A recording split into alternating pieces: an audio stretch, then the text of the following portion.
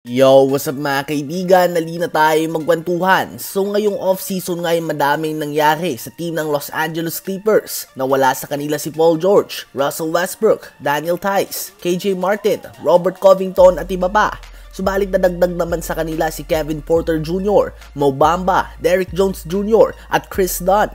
Dahil sa pagkakawala ng big name na tulad ni Paul George at Russell Westbrook sa Clippers, sila nga ang team na inaasahan na mawawala ngayon sa West Playoffs o ang team na posibleng palitan ng Grizzlies, Kings, Rockets o Warriors sa West Playoffs. Ganun pa man ay handa nga sa hamon si Coach Tyronn Lue. Excited na nga daw siya na ipakita sa lahat na kaya nilang manalo kahit na mawalan sila ng isang player na tulad ni Paul George.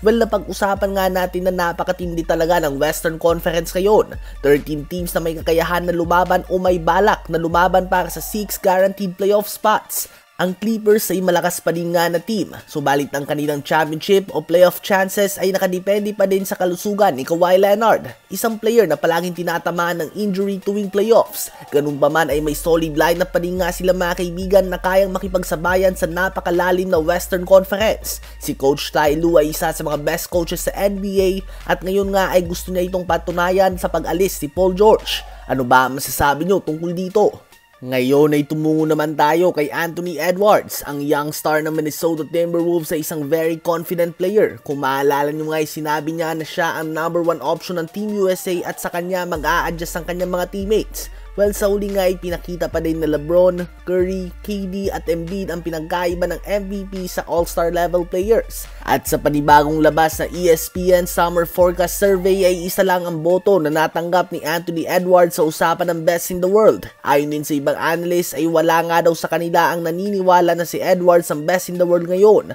o kahit top 5 man lang. Well, mukhang madami o halos lahat naman ay sasang-ayon na hindi pa talaga si Edwards ang best in the world ngayon. Subalit may chance nga siya dito kung patuloy siya na mag-i-improve.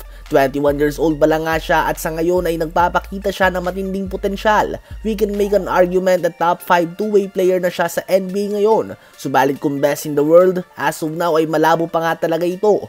Habang ang Memphis Grizzlies naman ay isang team na inaasahan na babawi next season matapos naulanin sila ng injury last year. Ngunit ngayon nga mga kaibigan ay muli silang tinamaan ng injury bug kahit na hindi pa nag-uumpisa ang season. Ang kanilang young star Gigi Jackson na nag-a-average ng 14.6 points and 4.2 rebounds sa kanyang unang taon sa NBA last year ay nagtamo ng broken foot sa isang pickup game na ginanap sa Dallas, Texas, USA. At kakailanganin niya mga kaibigan na sumailalim sa isang surgery na magiging dahilan ng pagkaka-out niya sa unang bahagi ng regular season. So mamimiss niya nga ang training camp, preseason and most likely first 2 months ng regular season. So not a good start para sa Memphis Grizzlies mga kaibigan. Ano ba ang masasabi niyo tungkol dito?